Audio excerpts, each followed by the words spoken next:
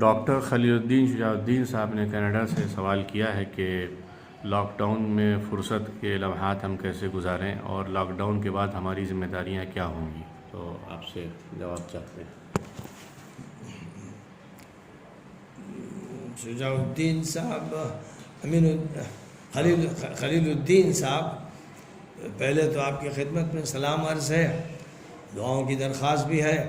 بہت زمانے کے بعد آپ سے رابطہ ہوا تھا اور پھر آپ نے یہ 2 سوالات کیے ہیں۔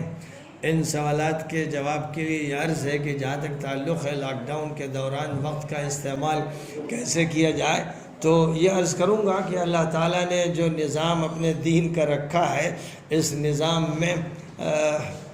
دوڑ دھوپ کا سلسلہ جاری و ساری رہتا ہے، اور رمضان المبارک کا ایک مہینہ جو 12 مہینوں میں ہے، اس میں سے بھی صرف 10 دن ایسے ہیں جو اعتکاف کے لیے مخصوص کیے گئے ہیں، اور اس اعتکاف کو امت کے ہر فرد پر فرض بھی نہیں کیا گیا ہے۔ نبی اکرم صلی اللہ علیہ وسلم مسجد نبوی میں اعتکاف فرماتے تھے تو آپ کو دیکھ کر کچھ صحابہ بھی اعتکاف کر لیتے تھے، اور دیگر مساجد میں بھی بعض حضرات اعتکاف کرتے تھے۔ اعتکاف کرنے والوں کی تعداد کو اگر دیکھا جائے تو 1 فی لاکھ بھی نہیں،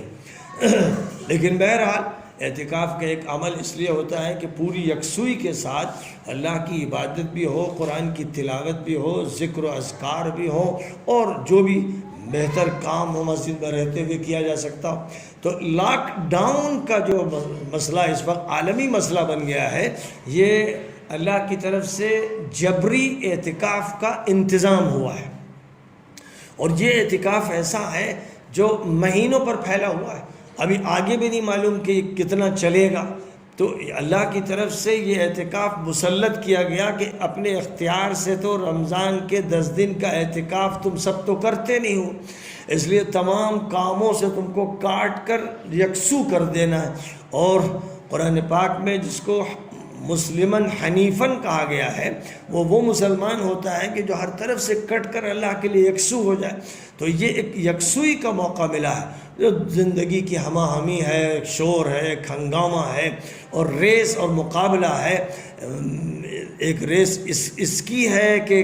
کون کتنا زیادہ حاصل کر لے، اور ایک ریس اس کی ہے کہ کون کتنا زیادہ اپنی خواہشات پوری کر لے۔ قرآن پاک میں فرمایا کہ الہاکم التکاثر حتی زرتم المقابر، تمہیں آپس کی ریس نے، مقابلے نے، زیادہ سے زیادہ کا حصول، حل من مزید کی طلب نے پاگل بنا رکھا ہے، دیوانہ کر رکھا ہے، مدہوش کر رکھا ہے، یہاں تک اسی میں تم پڑے رہتے ہو کہ قبر کی نوبت آ جاتی ہے۔ یہ جو صورتحال ہے لاک ڈاؤن کے نام سے، یہ ایک موقع ملا ہے ایک اعتکاف کا، اس لیے قرآن اور حدیث اور فقہ کا ایک متعین کورس اس پورے اعتکاف میں پورا کر لینا چاہیے۔ امت کے ہر فرد کو، جو پڑھ سکتا ہے پڑھے، جو سن سکتا ہے سنے، اور سننے اور پڑھنے دونوں کا عمل ہو۔ جاہل سے جاہل آدمی کم از کم سن تو سکتا ہے۔ لاکھوں بیانات پڑے ہوئے ہیں آج میڈیا میں، انٹرنیٹ پر لاکھوں بیانات، اچھے سے اچھے بیانات، اور ہر زبان میں بیانات پڑھیں تو ترتیب کے ساتھ قرآن پاک کا مطالعہ ہو، حدیثوں کی شرح سمجھی جائے، اسلامی فقہ کو سمجھنے کی کوشش کی جائے، حضور کی سیرت کا مطالعہ کر لیا جائے، اخلاقیات پر چیزیں پڑھ لی جائیں، اور ان پر عمل اس طرح کیا جائے کہ لاک ڈاؤن کی وجہ سے جو لوگ مالی اعتبار سے متاثر ہوئے ہیں، جن لوگوں کا کاروبار ٹھپ ہو گیا ہے، جن کی آمدنی کا کوئی راستہ نہیں رہ گیا ہے، ایسے غریبوں، مسکینوں، پریشان حالوں، بیواؤں، یتیموں، بے روزگاروں کی مدد کے لیے راستے پیدا کیے جائیں، اور ان تک امداد کے سلسلے کو قائم کیا جائے، جس طرح بھی ان کی مدد ہو سکتی ہو، یہ عمل بھی کیا جائے۔ ساتھ ہی ساتھ جو بیمار ہو رہے ہیں ان کی بھی خدمت کی جائے، تیمارداری کی جائے۔ جو ماحول بنا دیا گیا ہے کہ اچھوت بنا دیا جاتا ہے بیمار کو، اور لوگ اس طرح دور رہتے ہیں کہ ان کو یہ ڈر لگتا ہے کہ اس کی بیماری منتقل نہ ہو جائے، تو اب باپ بیٹے کا نہیں رہا، بیٹا باپ کا نہیں رہا، بھائی بھائی کا نہیں رہا، شوہر بیوی کا نہیں رہا، یہاں تک کہ بزرگ خاندان کا انتقال ہوتا ہے تو منظر دیکھے گئے کہ کوئی دفن کرنے کے لیے تیار نہیں ہے، لاش کو چھونے کے لیے تیار نہیں، غسل تو بہت دور کی بات ہے۔ یہ منظر بھی ہم لوگوں نے اپنی آنکھوں سے دیکھا کہ لاش لپٹی ہوئی ہے، اور ایک تخت پہ پڑی ہوئی ہے، ایک پٹھرے پر پڑی ہوئی ہے، اور رسیوں سے اس کو کھینچا جا رہا ہے، کوئی قریب تک نہیں آ رہا ہے۔ یہ جنون ہے، یہ ایک شیطانی وسوسہ ہے، یہ بدماشی ہے، یہ غارت گری ہے، یہ جو سمجھایا گیا ہے، جتنا شور و ہلڑ مچایا گیا ہے، یہ صرف ایک دھوکہ و فریب ہے، اور تاکہ جو بھی اللہ کی طرف سے نظام چلا آ رہا ہے اور نبی کی تعلیمات چلی آ رہی ہیں انہیں دفن کر دیا جائے۔ یہ سارے وقت کے شیاطین اس پر پلے ہوئے ہیں، ورنہ ہزاروں کی تعداد میں سڑکوں پر مزدوروں کو لوگ دیکھ رہے ہیں، اور کتنی بڑی بڑی جگہوں پر لوگوں کے جھمگھٹوں کو دیکھ رہے ہیں، شادی کے جھمگھٹوں کو دیکھ رہے ہیں، سیاسی جھمگھٹوں کو دیکھ رہے ہیں، گھریلو ملاقات کو دیکھ رہے ہیں۔ تو ایک طرف وہ سب صحیح، اور دوسری طرف لاش کے ساتھ یہ معاملہ اور بیماروں کے ساتھ یہ معاملہ۔ تو یاد رکھا جائے کہ یہ صرف ابلیس اور شیطان کی وحی ہے جو شیطانوں پر نازل ہوتی ہے، اس لیے اس سے بچا جائے۔ اور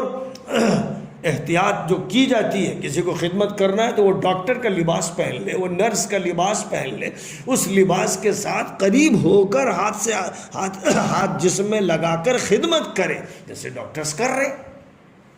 یہ تو ہو گیا لاک ڈاؤن کے دور میں جو کام کرنا۔ اب لاک ڈاؤن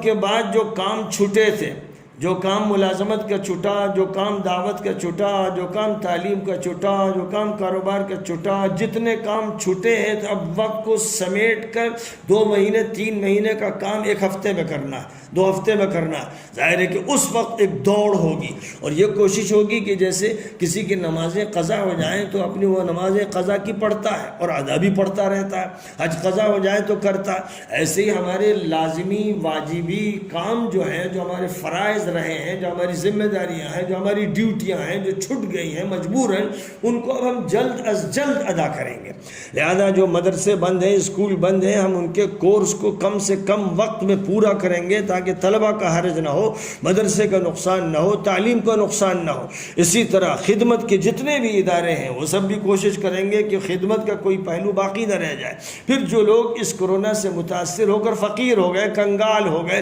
ان کے پاس کچھ پسماندہ نہیں ہے، اب ان کی امداد باقاعدہ اہتمام کے ساتھ جا کر گھروں میں تلاش کر کے کی جائے گی۔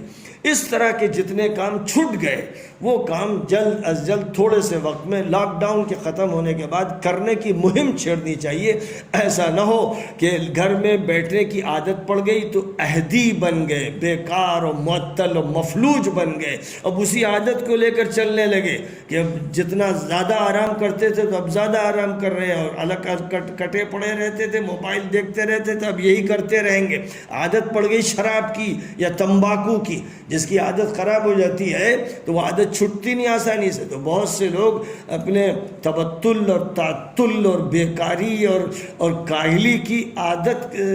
بھی اختیار کر سکتے ہیں۔ اس لیے ضرورت اس بات کی ہے کہ اس کا بھی قاعدے سے علاج ہو، اور ابھی بیماری کا علاج ہو رہا ہے جو جسمانی ہے، پھر ذہنی بیماریوں کا علاج ہو، نفسیاتی بیماریوں کا علاج ہو، روحانی بیماریوں کا علاج ہو، ہر پہلو سے علاج کی مہم زبردست پیمانے پر چلائی جائے تاکہ دنیا نہ صرف یہ کہ اپنے پرانے ڈھرے پر واپس آ جائے، بلکہ دنیا ایک نئے ڈھرے پر چلنے کے لیے تیار ہو جائے۔ بس مختصراً اس وقت یہ بات آپ کی خدمت میں عرض کر دی گئی۔